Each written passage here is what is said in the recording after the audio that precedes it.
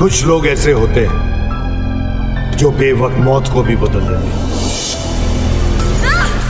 इतना खून देख के लगता है इसे बड़ी बेरहमी से मारा है।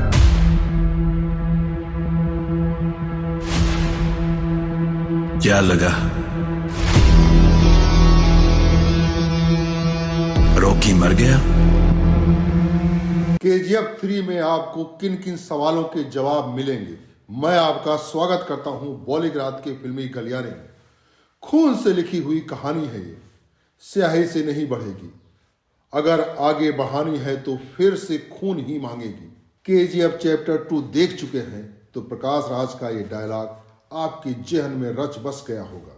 यस स्टार केजीएफ 2 मौजूदा वक्त में वो फिल्म है जिसे लेकर देश ही नहीं दुनिया भर में बात हो रही है। एस.एस. राजामौली की बाहुबली के बाद ये दूसरी ऐसी फ्रेंचाइजी है जिसके सिक्वल का लोगों को बेसब्री से इंतजार था। यस स्टारर केजीएफ 2 ने रिलीज होते ही बॉक्स ऑफिस पर तूफान ला दिया था, लेकिन अब केजीएफ 3 का लोगों का इंतजार है। केजीएफ 2 के पोस्ट क्रेडिट सीन ने खलबली मचा दी थी। अब जब ये साफ हो चुका है कि केजीएफ 3 आने वाली है तो हर किसी के मन में यही सवाल है कि अब कहानी में क्या होगा, अब रॉकी क्या बवाल काटने वाला है, और सबसे बड़ा सवाल, क्या राजा कृष्णप्पा बेरिया यानी रॉकी जिंदा है? डायरेक्टर प्रशांत नील बीते 10 साल से अपने दिल और दिमाग में कोलार गोल्ड फील्ड्स की कहानी लिए घूम रहे हैं। फिल्म के लीड एक्टर यश ने साफ शब्दों में कहा है कि केजीएफ 3 की कहानी और पूरी फिल्म केजीएफ 2 से भी अधिक दमदार होगी। हाई ऑक्टेन एक्शन सीक्वेंस होंगे, लेकिन सवाल उठता है कि जब केजीएफ चैप्टर 1 में रॉकी भाई को लेकर कोलार गोल्ड फील्ड का सिरमौर बनते देख लिया है, केजीएफ चैप्टर 2 में उसका पागलपन, अधीरा की मौत, केजीएफ को मिसाइल के हमलों से जमी दोज होते हुए और रॉकी को 20 समुद्र में सारा सोना लेकर डूबते हुए देख लिया है, तो आखिर केजीएफ चैप्टर 3 में क्या होने वाला है? अब जिन लोगों के मन में ये सवाल था कि केजीएफ 3 आ रही है या नहीं, इसका जवाब तो मिल गया होगा। इस पूरे मामले को समझना है तो हमें पहले फिल्म के फ्लैशबैक में जाना होगा, शुरू से शुरू करना होगा। हमने राजा कृष्णप्पा बेरिया को रॉकी बनते हुए देख लिया, ये भी देख लिया कि उसके दिमाग में क्या है, वो क्या करने वाला है, कोई ना तो जानता है ना ही सोच सकता है। लेकिन रॉकी ऐसा बना कैसे, ये जानना इसीलिए जरूरी है कि इससे 2 बातें साफ हो जाएंगी। एक तो रॉकी चाहता क्या है और दूसरा कि रॉकी कहां जाकर खत्म होगा। फ्लैशबैक में गोते लगाइए और वो 2 सीन याद कीजिए जब रॉकी ने बचपन में अपनी मरती हुई मां को वचन दिया था कि एक दिन वो दुनिया का सारा सोना लेकर उसकी झोली में लाकर रख देगा, और दूसरा वो जब मां ने रॉकी से वादा लिया था, कहा था मैं नहीं जानती तू कैसे जिएगा, क्या करेगा, लेकिन इतना जानती हूं कि जब तू मरेगा तो दुनिया का सबसे अमीर और सबसे ताकतवर इंसान होगा।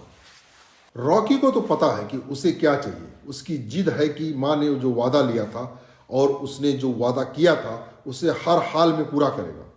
अब फ्लैशबैक का एक और झटका लेते हैं। बचपन से ही रॉकी से एक सवाल पूछा जा रहा है और हर बार वो उसका एक ही जवाब देता है। तब भी जब केजीएफ 2 में गोली लगने के बाद वो बिस्तर पर होता है, क्या चाहिए तेरे को, रॉकी की आंखों में घुमड़ते काले बादल जिद की चीख में बदलकर एक ही शब्द कहते हैं, दुनिया। कुल मिलाकर बात यह है कि रॉकी को दुनिया का सबसे अमीर और सबसे ताकतवर इंसान बनना है। उसे दुनिया में वो इंसान बनना है जिसके पास सबसे ज्यादा सोना है, क्योंकि मासूम उम्र में ही वो समझ गया था कि दुनिया को नचाना है तो उसे वो सुनहरी चमक देनी होगी जिसे देखकर आंखें चौंधिया जाए। तभी तो मजबूरों का मसीहा बनने के बाद भी केजीएफ 2 में उसकी एक ही जिद थी, काम नहीं रुकना चाहिए और सोना निकालो। अब थोड़ा फ्लैशबैक को तेजी से आगे पीछे दौड़ाते हैं। फिल्म में एक किरदार है जिसे केजीएफ चैप्टर 1 में दिखाया गया है और केजीएफ चैप्टर 2 में भी। फिल्म के पत्रकार साहब यानी आनंद दोनों ही फिल्मों में एक ही इंसान से बात करते हैं, वो आदमी जो उन्हें रॉकी का किस्सा सुनाता है। कहता है कि वो गैंगस्टर नहीं मॉन्स्टर है, वही जो किस्सा बताता है कि कैसे पुलिस ने थाने में रॉकी को बिठा तो दिया, लेकिन जब ड्राइविंग लाइसेंस पर नाम देखा तो पूरा आसमान हिलने लगा। वही कैरेक्टर जिसने बताया था कि रॉकी कैसे सप्लायर का गन चेक करने के लिए 13 लोगों के बीच अकेले पब में घुस गया। वही किरदार जो केजीएफ 2 के आखिरी सीन में फिर आता है। आनंद उसके पास जाकर कहता है कि तुमने सही कहा था, वो गैंगस्टर नहीं मॉन्स्टर है। अब जब याद आ गया है तो ये भी गौर कीजिए कि दोनों ही चैप्टर में कहीं भी इस किरदार को प्रशांत नील ने अभी तक एक्सप्लोर नहीं किया है, नहीं बताया है कि वो कौन है और वो आनंद की कहानी क्यों सुना रहा है, जबकि आनंद तो खुद केजीएफ में हर पल रॉकी के साथ था। आप थोड़ा फास्ट फॉरवर्ड करते हैं, आते हैं केजीएफ चैप्टर 2 पर। वो सीन याद कीजिए जब सीबीआई अधिकारी प्रधानमंत्री रमिका सेन के दफ्तर आकर पहली बार रमिका को रॉकी के बारे में बताता है। कहता है कि वो सबसे बड़ा क्रिमिनल है, सबसे बड़ा नेशनल इशू है। जिस केजीएफ के ऊपर से रॉकी ने प्राइवेट प्लेन को उड़ाने की इजाजत कभी नहीं दी, उसकी वो तस्वीर दिखाता है जिसे देखकर रमिका सेन हिल जाती है। इस सीन के साथ ही एक 10 सेकंड का सीन और दिखाया जाता है। एक अमेरिकी को कुर्सी पर बैठाकर दिखाया जाता है कि उसके हाथ में अखबार होता है जिसकी हेडलाइन है इंडियाज बिगेस्ट क्रिमिनल, और दूसरे हाथ में दुनिया का प्रतिष्ठित मैगजीन टाइम है जिसके कवर पेज पर लिखा है दुनिया का सबसे बड़ा क्रिमिनल।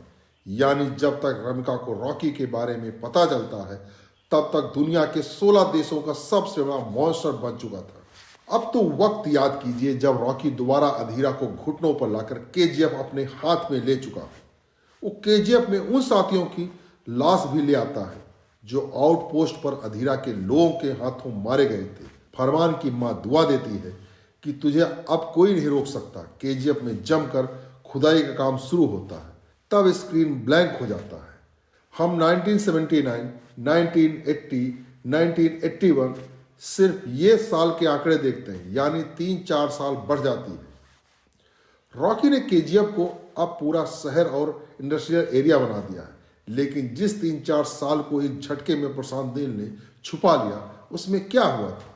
क्योंकि इसके बाद ही रमिका सेन की एंट्री होती है। इसके बाद ही पता चलता है कि रॉकी 16 देशों का मुजरिम है। केजीएफ 3 की कहानी का सबसे अहम हिस्सा यही होने वाला है। अब आते हैं उस सीन पर जहां अधीरा अपना आखिरी वार करता है। केजीएफ में घुसकर रॉकी पर बड़े नॉल वाली बंदूक से निशाना साधता है, लेकिन गोली रॉकी की बजाय उसकी बीवी को लग जाती है। अधीरा के हमले से पहले रॉकी अपने खासम खास कासिम चाचा से बात कर रहा होता है। वो उसे बताते हैं कि काम तेजी से नहीं हो पा रहा। रॉकी कहता है कि कब तक पुराने तरीकों से काम करोगे, नई टेक्नोलॉजी वाली मशीनें लाओ।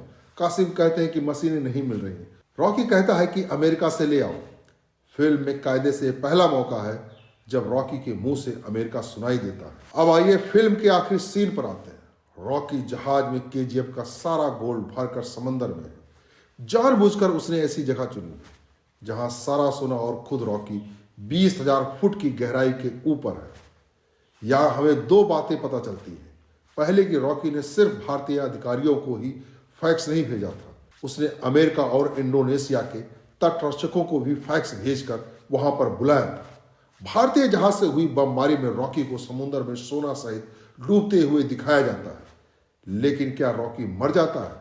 शायद नहीं, क्योंकि रॉकी का कैरेक्टर ऐसा है कि जहां सबकी सोच खत्म हो जाती है, रॉकी की वहां से शुरू होती है। तभी तो वो गैंगस्टर नहीं मॉन्स्टर है। अब पोस्ट क्रेडिट सीन पे आइए। केजीएफ 2 के खत्म होने के बाद पोस्ट क्रेडिट सीन में 4 बड़ी चीजें दिखाई गई हैं। एक तो केजीएफ चैप्टर 3 की फाइल मिलती है। दूसरी बात कि सीबीआई के अधिकारी रमिका सेन को बताते हैं कि रॉकी ने वहां इंडोनेशिया और अमेरिका के शिप को भी बुलाया था। क्यों बुलाया था नहीं पता।